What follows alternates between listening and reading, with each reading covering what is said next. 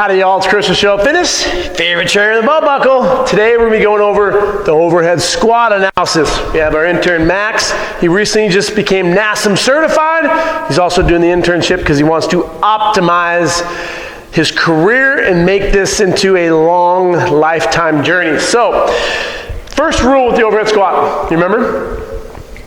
Like with setting it up, shoes off. There you go, take the shoes off.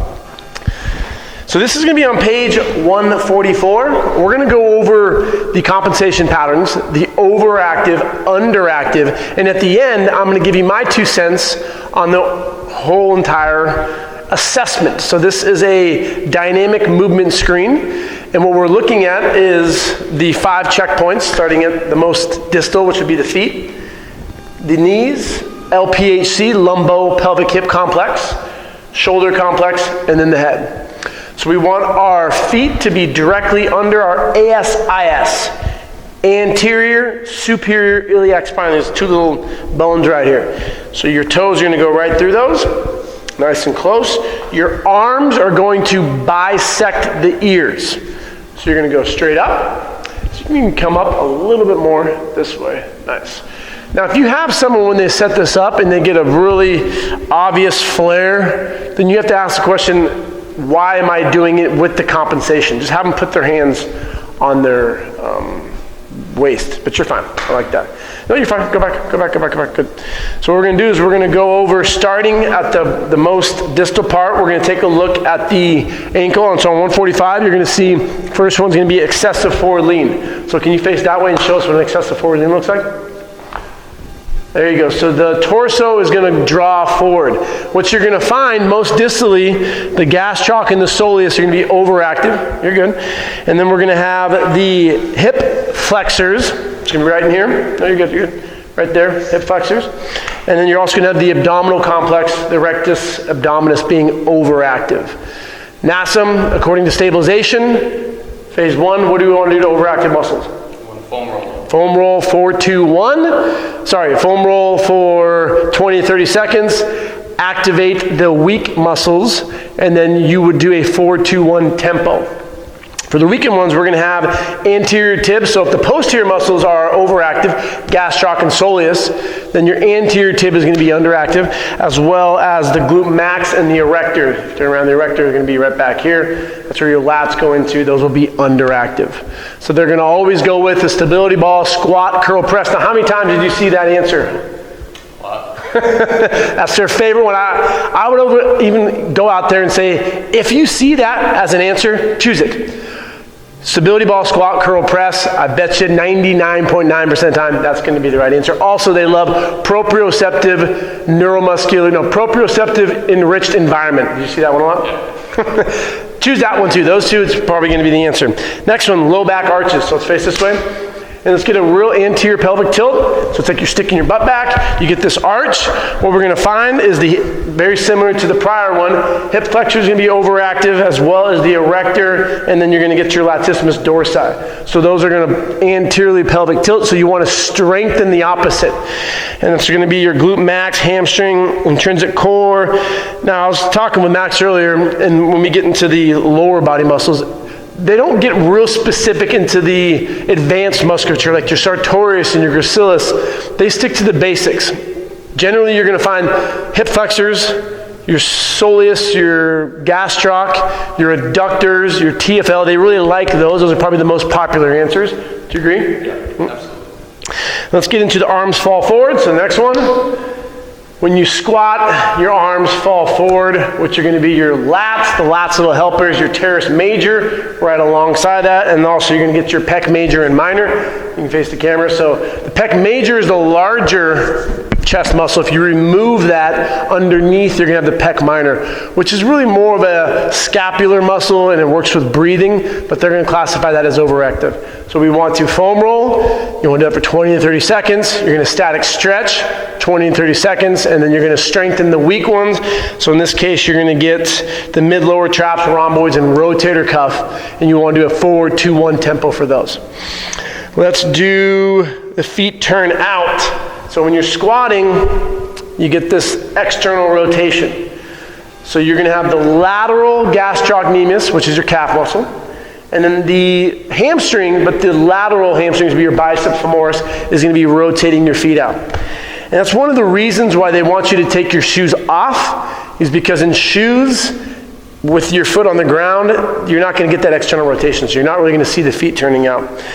And then the weakened muscles, you're going to have the medial gastroc, medial hamstring, sartorius, gracilis, popliteus. That's the one I'm making specific reference to on page 144. They're not going to ask, do you remember a lot of gracilis, sartorius questions? They like the underactive ones being the glute max, the glute med, the VMO, and the core and the deep cervical flexors. Generally, those are going to be the answer. I'm going to be taking this test again here in a couple weeks. I like to do it every couple years. Last time I took it in 22 minutes. Max kicked ass this first time. How long did it take you? 35. 35 minutes, passed with flying colors. And one of the things that I do when I take the test is I try not to read the question. I just look at the answers.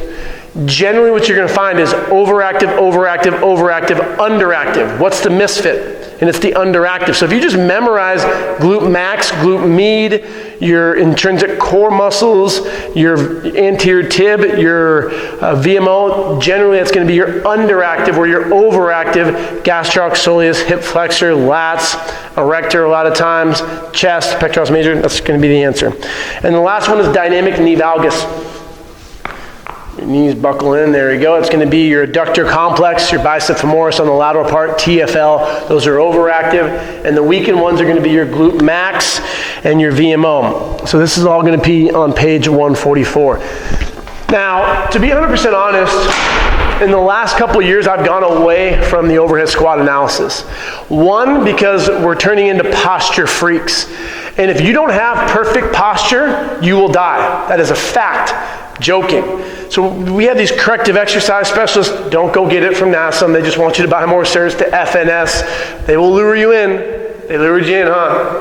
I think you spent over $2,000. It's all right. They're great at it. You got to respect their business model. But their certifications aren't going to make you better. Just being certified does not make you qualified. If you want to make this a career, you got to understand movement. And my question, so that's going over the overhead squat. Just memorize that page. 144, 196 is another good page. Know the overactive and underactive. But my question is, how often do you think you're going to be putting your clients into this squat position? Where's the application to real life scenario? Do you feel that that posture test is really going to give you the data that you need to move properly? And so when you see the valgus and the eversion, the pronation distortion syndrome, the arms falling forward, well, majority of the population has tight lats. So you can just see when he puts his arms straight up, he has a little bit of this rib flare. He has a little bit of anterior pelvic tilt. I could foam roll the hell out of him and activate the hell out of him, but I got to ask what his goals are.